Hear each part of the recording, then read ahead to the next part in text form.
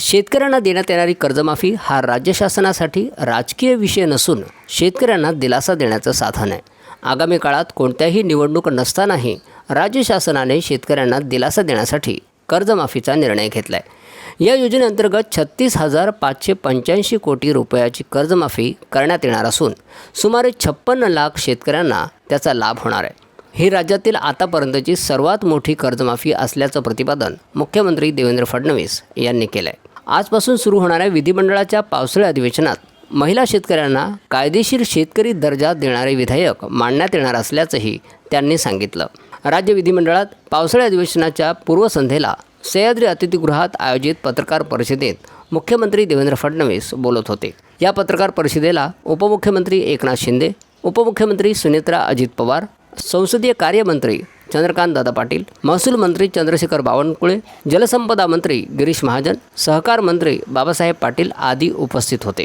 विधिमंडळाच्या पावसाळी अधिवेशनात सर्वसामान्य नागरिकांच्या प्रश्नांवर सकारात्मक चर्चा करून त्यावर ठोस उपाययोजना करण्यासाठी राज्य शासन कटिबद्ध असल्याचं सांगून मुख्यमंत्री फडणवीस म्हणाले की कर्जमाफी हा कायमस्वरूपी उपाय नसला तरी अडचणीत सापडलेल्या शेतकऱ्यांना दिलासा देण्यासाठी तो आवश्यक ठरतो। शेतकरी पुन्हा उभा राहावा आणि त्याला नव्याने कर्ज मिळण्याचा मार्ग मोकळा व्हावा यासाठी कर्जमाफीकडे शासन एक महत्त्वाचे साधन म्हणून पाहते। शासनाने कर्जमाफी संदर्भात तज्ज्ञ समिती नेमून या समितीला अल्पकालीन आणि दीर्घकालीन उपाययोजना तसेच बँकिंग व्यवस्थेवर होणाऱ्या परिणामांचा अभ्यास करण्याची जबाबदारी दिली होती। समितीच्या अहवालाच्या आधारे काही निकष निश्चित करण्यात आले आहेत। कर्जमाफीची अंमलबजावणी करताना शेतकऱ्यांवर अन्याय होणार नाही यासाठी मुख्यमंत्री, दोन्ही उपमुख्यमंत्री आणि काही मंत्र्यांची उपसमिती स्थापन करण्यात आली असून आवश्यक ते बदल करण्याचे अधिकार तिला देण्यात आले आहेत, असेही मुख्यमंत्री यांनी सांगितले। राज्यात यंदा पाऊस उशिराने दाखल झाल्यामुळे त्याचप्रमाणे एल निनोच्या प्रभावामुळे चिंताजनक परिस्थिती निर्माण झाली आहे। जून महिन्यात आतापर्यंत सरासरीपेक्षा सुमारे 80% कमी पाऊस झाला आहे। विदर्भात 80%, मध्य महाराष्ट्रात 83%, कोकणात 86% तर मराठवाड्यात 69% पावसाची तूट नोंदवण्यात आली आहे। काही जिल्ह्यांमध्ये अद्याप पाऊस झालेला नाही। हवामान विभागाच्या अंदाजानुसार 23 जूनपासून कोकणात पावसाचा जोर वाढण्याची शक्यता आहे। मात्र विदर्भ आणि मराठवाड्यात जुलैच्या पहिल्या आठवड्यापर्यंत सर्वत्र पेरणीयोग्य पावसाची शक्यता कमी असल्याचं सांगण्यात आलं आहे। यामुळे शेतकऱ्यांनी घाईने पेरणी करू नये। जमिनीत किमान 100 मिलीमीटर पाऊस मुरल्यानंतरच पेरणी करावी।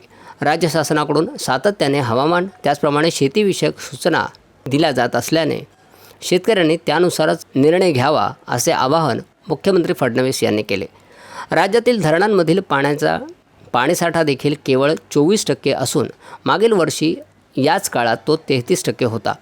भविष्यात पिण्याच्या पाण्याची टंचाई निर्माण होऊ नये यासाठी काही ठिकाणी शेतीसाठी पाण्याच्या उपशावर निर्बंध घालण्यात आले आहेत।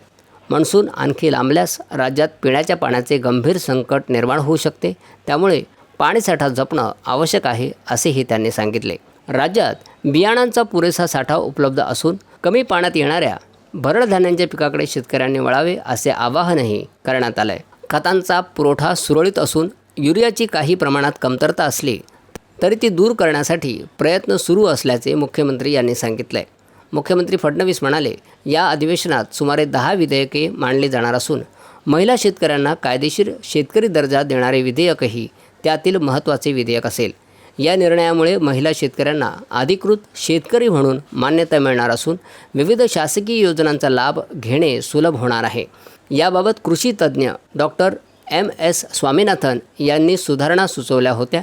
त्याचप्रमाणे त्यांच्या कन्या सौम्या स्वामीनाथन यांनीही महिला शेतकरी वर्षानिमित्त आयोजित संयुक्त बैठकीत महिला शेतकऱ्यांना कायदेशीर दर्जा देण्याचं महत्त्व स्पष्ट केलं होतं, असे मुख्यमंत्री फडणवीस यांनी सांगितले। याशिवाय अधिवेशनात इतरही अनेक महत्त्वाची विधेयके मंजुरीसाठी मांडली जाणार आहेत, असेही त्यांनी सांगितले। ब्युरो रिपोर्ट, जनता प्रभाव न्यूज।